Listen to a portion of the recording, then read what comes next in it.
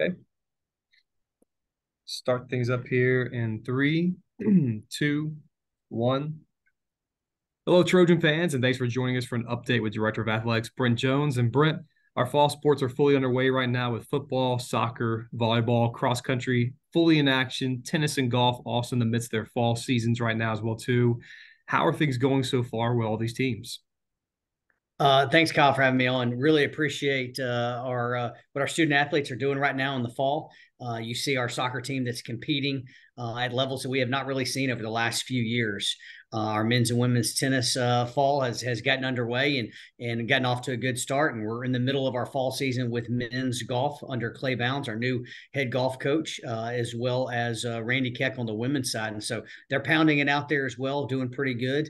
And one that we're perfect right now in Sun Belt Conference play, 8-0 in our volleyball. What Coach Lauer has been able to do, played a really tough out of conference schedule. I believe 10 of the first 11 games were either against Power Five or top 25 teams or NCAA teams that participated in NCAA tournament last year. So you're pleased when you look across the spectrum from women's golf, men's women's tennis, volleyball, as well as soccer. And then you talk about football, and what we are right now is going into a bye week. We're 5-2, coming off a historic victory at Army West Point, first time we've ever been there. Really long trip. I appreciate everybody coming up there. The conditions were not great by any means. 50-degree weather and raining the entire game as well. I believe there's an inch or so of rain, and so for us to be able to go out there and beat a really good Army team, very well coached, 19-0, to be only give up 10 points in the last three games is simply incredible. Now, as we sit 5-2 and 2-1 in the conference play, and so that's exciting to see where we are. Every single metric, every single goal that we wanted to have is still in reach, and that is to win the Sun Belt Conference West Division. That's to be able to win the Sun Belt Conference, be able to go to a bowl game. So every single piece that we have in play from a competitive standpoint is right where we want. I'd be remiss if I didn't say thank you to our fans for what they've been able to do this year for football. Obviously, the most ticket sales we've ever had, over 12,000 total ticket sales, or total season tickets, I should say, as well as we broke the record for 2 straight years, which is incredible. And then to be able to have our games, we had an 11 a.m. game, and to be able to have 26,000 people at 11 a.m. game, to be able to have 25,000 people in an absolute severe thunderstorm that delayed the game as well. And then to be able to have this past homecoming, it was one of the most incredible homecomings that we had, homecoming 2023 against Arkansas State. And again, this is a chance for us to say thank you to our students, as well as thank you to our fans that continue to show up in record numbers. Talking about the fans from a football perspective as it is, football is currently 5-2 overall. Had tremendous support all season long thus far. You referenced the part about over 12,000 total season tickets already as well, and the fans are showing up with well over 26,000 fans per game on average right now. What has it meant to the fans, rather to the team, to the coaching staff, to see this kind of support from our fans thus far in the football season, with two more games still left to go on the home schedule? We need to be able to have the best home field advantage possible. We spend a lot of time, a lot of energy, a lot of effort going into the fan experience, the game experience, what that means, whether that is food truck alley, that's tailgate terrace, that's the chill zone, which is probably going to come up to the heating zone pretty soon now as we move into the fall. We have the pregame concerts, we have the beer garden, we have the family fun zone, all these items that we do, and then going inside the stands. I think everybody has realized what we have done through working with university administration as well as Sodexo. We have 40 different electronic points of sale that we did not have last year. So those lines of concession stands are moving much further. We track every single part of the game experience we could have, but to be able to have the best fan experience possible, it means the world to us. And let's flip the script, not just talk about home games, being able to go on the road at Georgia State, be able to take over that stadium with a pregame pep rally, pregame alumni tailgate, had almost 5,000 fans there, had the full sound of the South, had to be able to have the full cheerleaders there. It was simply incredible. Coach Summerall, summed it up best. When we ran out onto the field, it felt like we were in Troy, and that's Trojan Nation, and that's the power of it. And so again, we always say thank you when a job is well done, and thank you for our fans continue to step up time and time again. You touched on the homecoming weekend a little bit earlier here, but taking a look back at the overall weekend, Obviously, a huge win against Arkansas State, but the fans that showed up throughout the weekend, as well as the student activities throughout the week, how special was it having Homecoming 2023 take place here on Troy's campus? It's incredible, and it's really a whole week long event that we have. And so with the leadership of Chancellor Hawkins and university administration and SGA, as well as the city of Troy, everybody got into it. And so you really think about every single day we have a different item on campus or in the community. The city of Troy being able to put on the concert downtown on Friday night, for us to be able to have Trojan Madness, which combined men's and women's basketball, as well as a football pep rally with Sound of the South. It was just a really fun week, and obviously culminating in a big victory versus Arkansas State, really dominating. It was never really in doubt. And so it was a great time. It was one of our first games that you could feel the fall air really coming in. The temperatures were lowered. We had great student attendance, and it was so great to see so many people who travel so far to be able to come back for this game. Basketball season is quickly approaching. You referenced Trojan Madness, and we've got Coach Cross and Coach Shanda Rigby, both of their teams ready to hit the floor once again. A lot of high expectations for both these teams coming into the season. What can fans expect to see out of both programs this upcoming season? There's no doubt about it. Coach Rigby is the best coach in the Sun Belt Conference women's side. She's the best coach in the history of Troy women's basketball here. You've seen what she's been able to do all-time winningest coach here, winning 5 conference championships in the last 8 years. And I think it's just equally impressive on what Coach Scott Cross does on the men's side. Back-to-back 20-win seasons for the first time in 15 years. We return, 2 absolute really great players, our point guard as well as our shooting guard. And so it's exciting to be able to see, by the way, both of them were first team all conference, either first team or third team. You have that on the women's side as well. And so I think our women are projected to finish second. Our men are more in the middle of the pack. I will tell you this, we always say, why Troy? Why not Troy? And I don't think you ever want to go against a team that's led by Shanda Rigby or a team that is led by Scott Cross. We get every ounce of energy and enthusiasm as part of that. And so I'm excited to be able to see these two teams come back out again, back-to-back 20-win seasons for men, back-to-back 17-plus winning seasons, I believe, for 8 straight years now for Shanda Rigby. We've sold out all the suites, about one that we're going to be able to sell on a single game basis. I know you and your team have worked hard on trying to look at some different ticket and premium areas that we have that we're excited to hopefully be able to announce shortly. And staying with basketball as well, too, talking about the women's basketball side in particular here, you were recently appointed to the Women's Basketball Oversight Committee and had that first meeting take place in Indianapolis. Talk a little bit about what was taking place in those meetings, as well as what that's going to be for you moving forward. It was an exciting time. It was my first meeting. I was a freshman, I guess is what you would say. I was the newbie.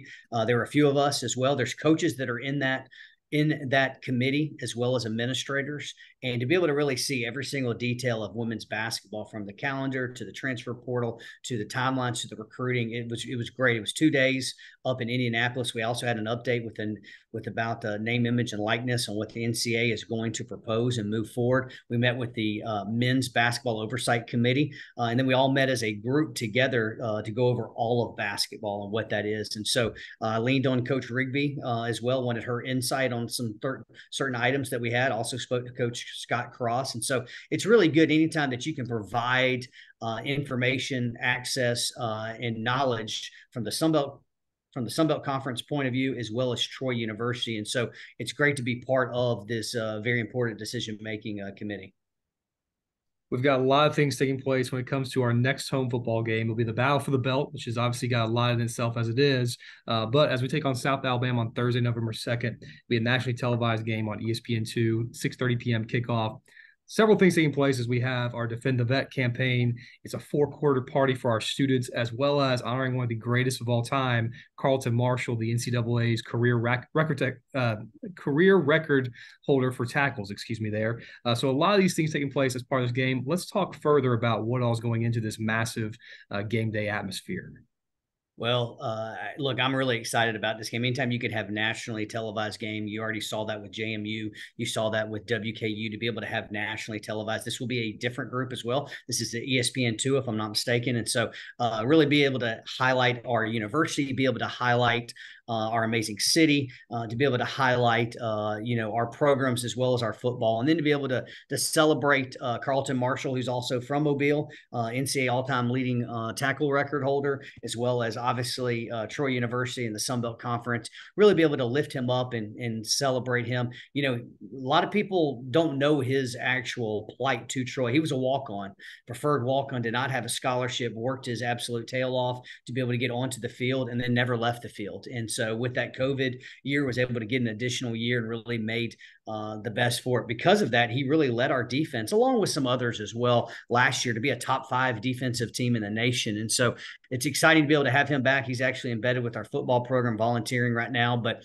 you're absolutely right. It's Defend the Vet. We want to be able to break the all-time record for a single game that's a midweek game. I think I butchered being able to say that, but we want to break the record for a midweek game here at Troy. And so we're trying to get 26,000 people, if not more, for this. It's going to be fun. We have tons of initiatives for groups, for sponsors. We have different giveaways. We have fan engagement items that we're working on right now. It is going to be a great time. And then really also focusing on the students. It's a 4-quarter party. We need them there for 4 quarters to bring it. It's a Thursday night deal. We're going to ask all our fans to be able to come into this. We realize it's not on Friday, it's not on Saturday, but we need them here. And so I'm expecting a great crowd. Look, South Alabama is going to bring their cheer. They're going to bring their band. They're going to bring their fans. We need to make sure that we have a great crowd inside the stadium for obviously for our student athletes, but also for national TV. Anytime you go out on national TV, you want to make sure you put your best foot forward. So I'm excited about the initiatives that we've launched with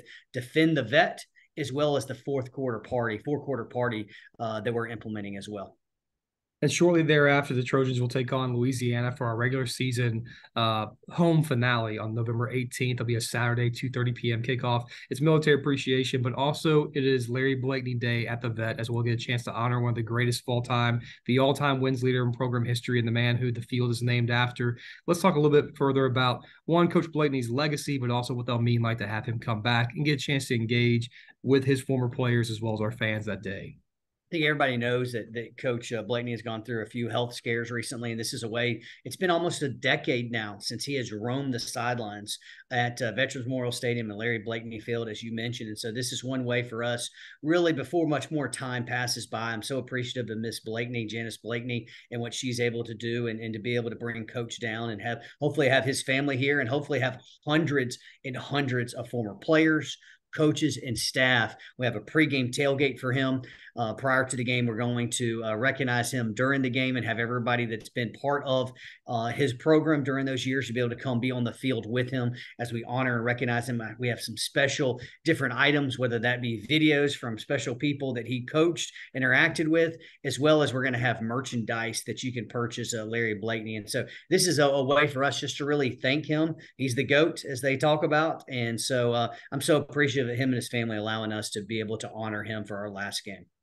Again, that'll be Saturday, November 18th for the regular season finale, home edition, that is, on November 18th here at Veterans Memorial Stadium. You can buy those tickets online at troytrojans.com/tickets. Also, another place you can buy tickets for that events coming up is the basketball tip-off banquet coming up here very soon on Thursday, October 26th, taking place in Trojan Arena. Those tickets are on sale right now at troytrojans.com/tipoff. That's a chance to meet the men's and women's basketball teams. Brent, talking about that event, it's a great way to get to know these student athletes as well as the coaches on these rosters before basketball season gets underway. Let's talk a little bit further about the upcoming event. There's no other event like this. And to be able to have the coaching staff, to be able to have the student athletes, to be able to mingle and interact with our fans, it's a great way to jumpstart the season. And so we'll have intro videos, we'll have behind the scenes videos. They'll have student athletes that are going to be interviewed, that are going to talk about what it's like to be a Trojan on the women's basketball team and a Trojan on the men's basketball team. Talk about the upcoming schedule. You'll be able to hear from Scott Cross, Shanda Rigby, Barry McKnight. It's a fun time. All the proceeds, there's also a silent auction item that we're working on right now that people are going to be able to bid on. This is a time you don't want to miss this. And it's a fun time for us to really celebrate our teams as we go into the season, but all the proceeds go back and they funnel directly back into our men's and women's basketball program. And so that's something that's very important for this. So you can purchase a table, be a sponsor, as well as individual tickets. Tickets are going fast, as well as tables. It's going to be a night that you want to be at for our basketball team. And finally, Riddle Pace Field renovations are almost complete as the gym of the Sun Belt Conference is about ready to make its debut for the upcoming 2024 baseball season. Let's talk a little bit about how exciting that'll be for all of Trojan Nation to see it in its full beauty once it's all the way completed and ready for a great season coming up here soon.